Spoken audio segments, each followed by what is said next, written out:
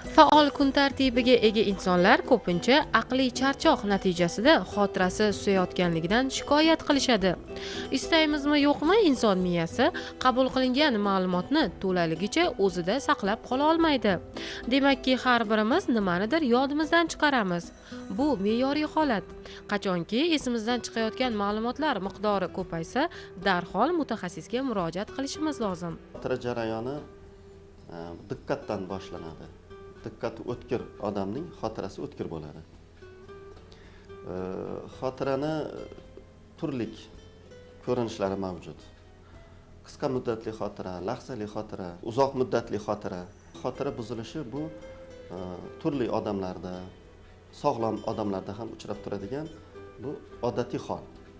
Albatta xotira buzilishi keskin tus olsa, unda vrachga, nevropatologga murojaat qilib, uni sababini aniqlash, undan keyin davolashga kirishish kerak. Ko'pchilik holatlarda xotira buzilishini o'qish tartibini, ish tartibini o'zgartirib ham yaxshilash mumkin. Masalan, tinmay kitob o'qiydigan yoki tinmay asabiy holatlarda ish faoliyatini olib boradigan odamlarda ham xotira buziladi.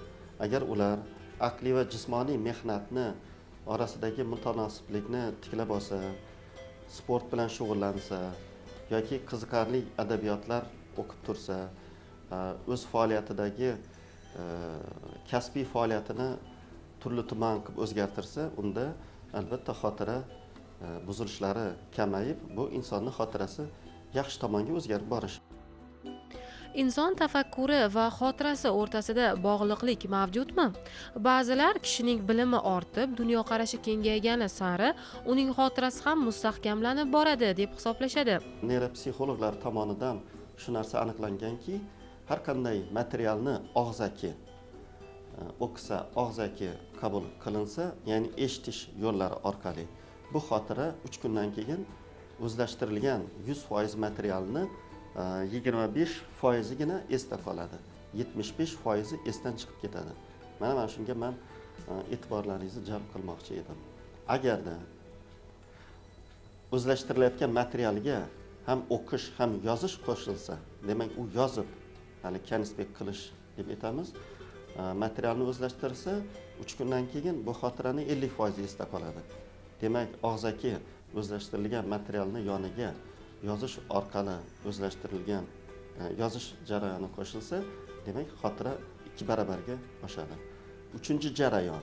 Mana ayniqsa men xohlardim biror bir kasbni egallayotgan yoki biror kasbga yo'naltirilayotgan holatlarda 3-jarayonga amal qilishlarini. Ham o'qib, ham yozib, ham o'zi o'sha jarayonni amalda bajarsa, 3 kundan keyin 100% o'zlashtirilgan material 100%, 95-100% esda qoladi. Ruhiyatshunoslarning ta'kidlashlaricha, biror bir ma'lumotga o'zimiz uchun muhim deb e'tibor qaratsak, uni albatta yodimizda olib qolamiz. Demakki, xotiramizning qay darajada bo'lishi irodamiz va harakatlarimizga ham bog'liq ekan. Shuni yodda tutgan holda hamisha olg'a intiling va eng muhimi, shifokor maslahatisiz xotirani mustahkamlovchi hech qanday dori preparatlarni qabul qilmang. Hamisha salomat bo'ling.